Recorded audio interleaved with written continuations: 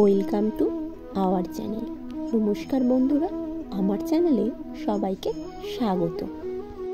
আজকে আমি আপনাদের এক মহাপাপীর গল্প বলবো। কিভাবে সে সমস্ত পাপ থেকে মুক্ত হয়েছিল এই গল্প থেকে জানতে পারবেন।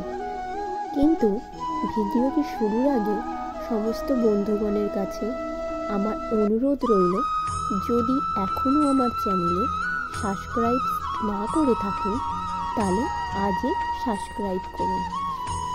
এক মহাপাপী, সে সারা জীবন পাপ ছাড়া কিচ্ছু করেনি। তা একদিন প্রচণ্ড ঝড় বৃষ্টি হচ্ছে, বাড়ির সামনে একজন বৈষ্ণব দাঁড়িয়ে আছে। সেই সময় পাপী ব্যক্তিটি বললেন, আমার গৃহে আসুন, ভিতরে আসুন। এই একটা কেবল পূর্ণকর্ম করেছিল। একটা বৈষ্ণবকে বৃষ্টির সময় তার গৃহে আশ্রয় দিয়েছিলেন। কিছু সময় পর তার মৃত্যু হয়। মৃত্যুর পর যমরাজ চিত্রগুপ্তকে জিজ্ঞাসা করলেন, এর হিসাবটা কি? মৃত্যুর পর যমরাজ চিত্রগুপ্তকে জিজ্ঞাসা করলেন, এর হিসাবটা কি আছে? চিত্রগুপ্ত একটার পর একটা পাপের কথা বলে যেতে লাগলেন। এই পাপ করেছে, ওই পাপ করেছে। তারপর বললেন, একদিন একটা ভালো কাজ করেছেন, একটি বৈষ্ণবকে আশ্রয় দিয়েছেন। বৃষ্টির সময় সেই ব্যক্তিকে তার গৃহে প্রবেশ করতে দিয়েছিলেন।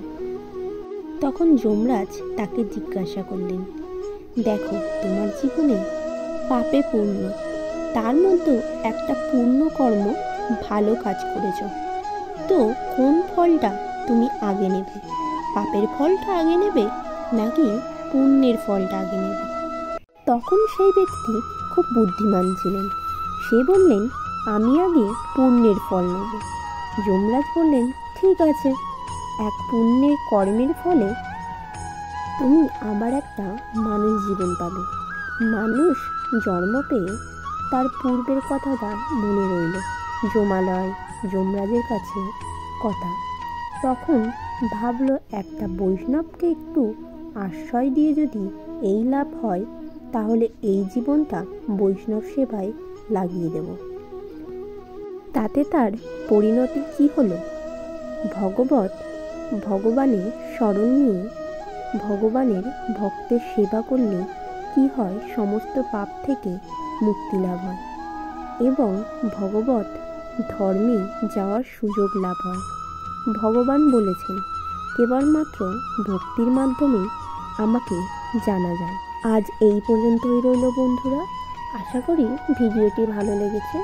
ভিডিওটি ভালো লেগে থাকলে অবশ্যই লাইক করুন, আর যদি চ্যানেলটিতে সাবস্ক্রাইব না করে থাকেন তাহলে এক্ষুনি সাবস্ক্রাইব করতে ভুলবেন না। রাধে রাধে, হরে কৃষ্ণ।